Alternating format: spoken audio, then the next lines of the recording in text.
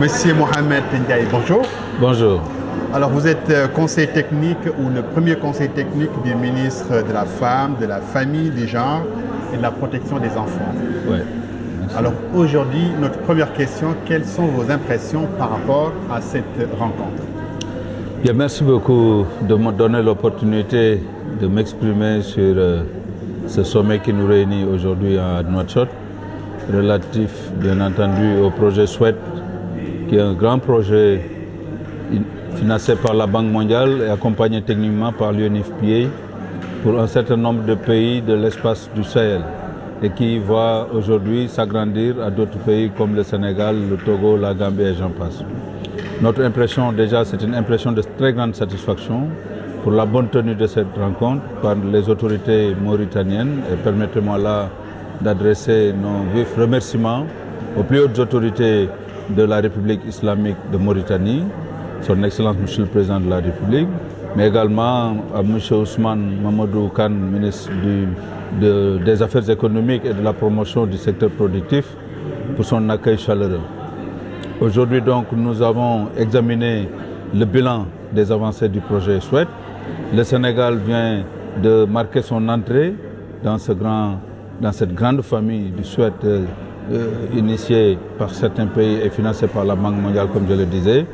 Et donc pour nous, c'est tout heureux d'apprendre des expériences des différents pays membres pour mieux nous positionner et apporter une valeur ajoutée à cette dynamique continentale qui est en train de se dessiner pour l'autonomisation des femmes. Vous l'avez évoqué, le Sénégal vient d'intégrer le groupe. Qu'est-ce que vous attendez, je parle bien sûr du Sénégal, des SWET? Vous savez, c'est une rencontre du donner et du recevoir. Nous attendons beaucoup de l'expérience déjà vécue par nos pays amis, membres du SWET, et le Sénégal aussi apportera sa modeste contribution dans ces grandes avancées qui, en tout cas, vont impacter sur l'autonomisation des femmes. Nous savons tous que le Sahel et l'Afrique au sud du Sahara, de manière plus générale, est marquée par une population de plus en plus très jeune. Et donc, la transition démographique étant là une source de création de valeur, il faut savoir la capturer à travers le dividende démographique. Et c'est tout l'enjeu de ce projet. Et donc, le Sénégal y travaille autour de 3 grands axes, notamment l'offre de soins de santé reproductive, maternelle, néonatale et nutritionnelle, et également la demande de Essermagnan.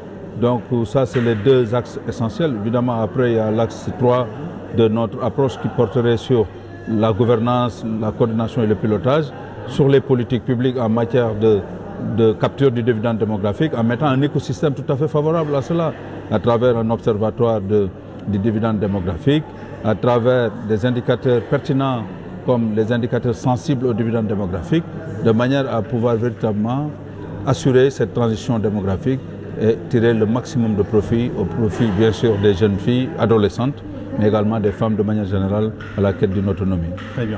On parle d'autonomisation des femmes. Si aujourd'hui vous devez faire une évaluation, quelle note donneriez-vous au Sénégal en termes d'autonomisation des femmes?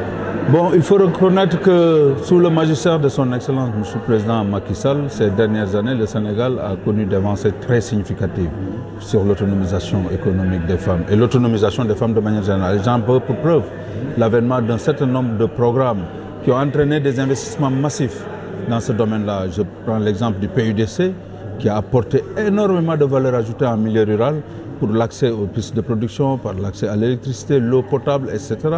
Et également le matériel et équipement de production et de vie.